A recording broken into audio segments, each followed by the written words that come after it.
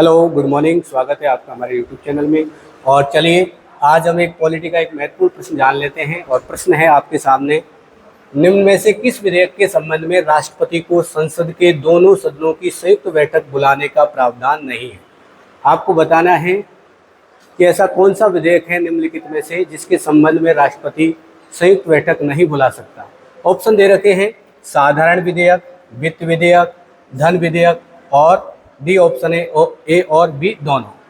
तो अगर हम यह बात करते हैं सही आंसर की, तो सही आंसर होगा मित्रों इसमें धन विधेयक।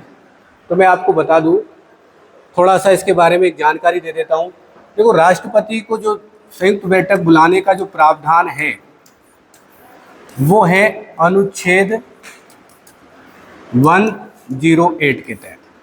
जब भी किसी भी विधेयक के संबंध में, पहली बात तो ये जान लो कि कौन कौन से ऐसे विधेयक हैं जिनके संबंध में संयुक्त बैठक नहीं बुलाई जा सकती।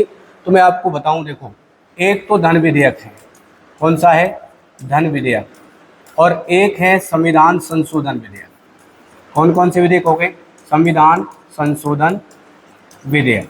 ठीक है, ये दो विधेयकों के संबंध में राष्ट्रपति जब संसद के दो सदन यानी कि लोकसभा और राज्यसभा के मध्य किसी प्रकार की विसंगति हो, कोई विवाद हो, तो ऐसी परिस्थिति में संयुक्त बैठक बुलाने का प्रावधान नहीं है। उसके पीछे सबसे बड़ा रीजन क्या है? क्योंकि धन विधेयक पहले ही राष्ट्रपति की अनुमति से लोकसभा में प्रस्तावित किया जाता है। इसलिए धन विधेयक जब भी राष्ट्रपति के पास हस्ताक्षर के लिए जाएगा तो राष्ट्रपति को उस पर हस्ताक्षर करने ही पड़ेंगे।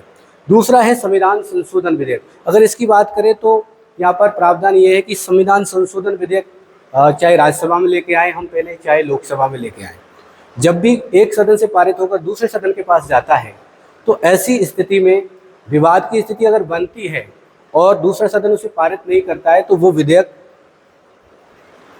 एक तरीके से देखा जाए तो क्या हो जाता है? समाप्त हो जाता है, यानी कि उसे पुनः प्रस्तावित करना होता है। तो आपने जाना कि राष्ट्रपति को अनुच्छेद 108 के तहत क्या है? संयुक्त बैठक बुलाने का प्रावधान। अब ये याद रखना, राष्ट्रपति जो संयुक्त बैठक बुलाता है उसकी अध्यक्षता कौन करता है?